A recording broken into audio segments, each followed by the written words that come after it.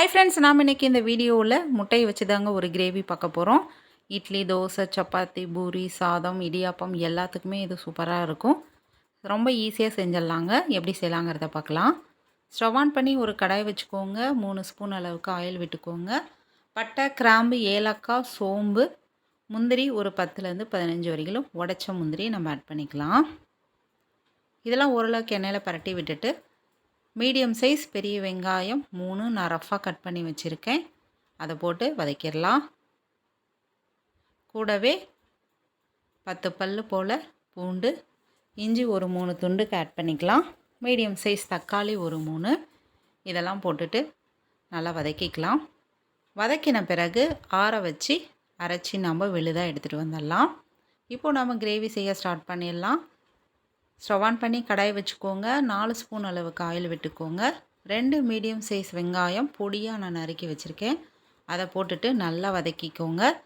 அடுத்ததாக வெங்காயம், தக்காளி, முந்திரி இதெல்லாம் அரைச்ச பேஸ்ட்டை போட்டு நல்லா வதக்கிக்கலாம். ஓரளவுக்கு நல்லா எண்ணெயிலே மீடியம் ஃப்ளேமில் வச்சு நல்லா வதக்கி விட்டுருங்க.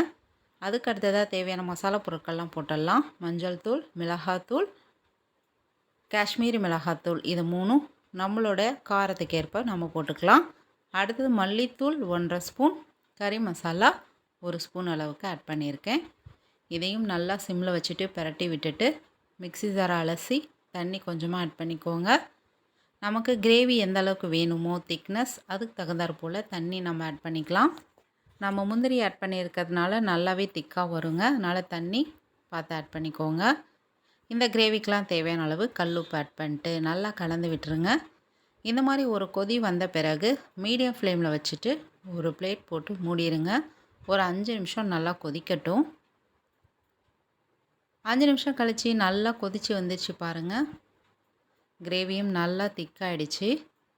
இந்த ஸ்டேஜில் நாம் வேக வச்ச முட்டையை நம்ம ஆட் பண்ணிக்கலாம். இந்த மாதிரி நான் கீரி எடுத்து வச்சுக்கிட்டேன். நம்ம எத்தனை முட்டை வேணாலும் ஆட் பண்ணிக்கலாங்க. நான் ஒரு 9 முட்டை ஆட் பண்ணியிருக்கேன். கொஞ்சமாக காய்ந்த வெந்தயக்கீரை கொஞ்சமாக ஆட் பண்ணிக்கலாங்க. நல்லா வாசமாக இருக்கும் இதை போட்டோம்னா.